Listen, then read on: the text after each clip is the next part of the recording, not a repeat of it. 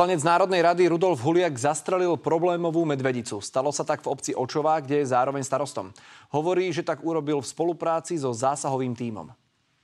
Medvedica mala podľa ochranárov opakovane navštevovať intravilán obce Očová v okrese Zvolen. Poškodzovala vraj poľnohospodárske plodiny a neraz sa ocitla aj v záhradách rodinných domov tamojších obyvateľov.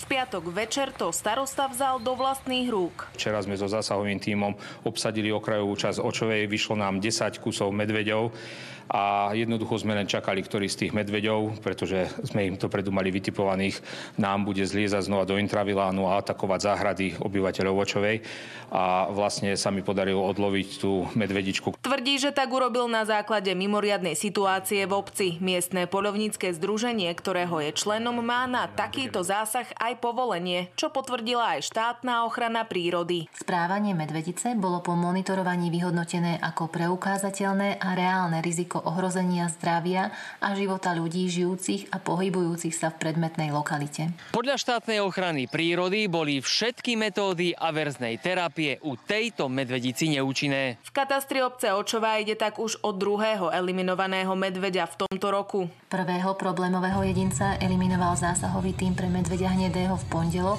6.5. a bol to jedinec, ktorý sa v ten deň ráno pohyboval pri obci Očová. Tuto chodil minulé tadeto a tuto okolo, ako je cintorín, dom smútku, tadeto behalo 6. U nás je toľko, že keď sa každý deň zastrelí, tak nebudú chýbať. To dakedy medveď to bolo rarita.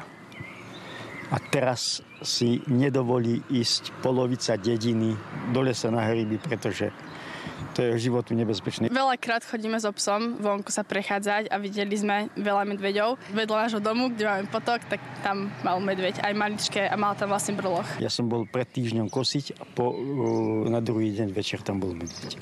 Čiže ono to není, že sme proti medvedem, alebo toto je ich veľa, jednoducho je ich veľa.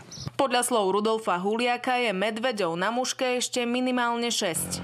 Ľubo Fronko a Šantal Staruchová, televízia Markíza.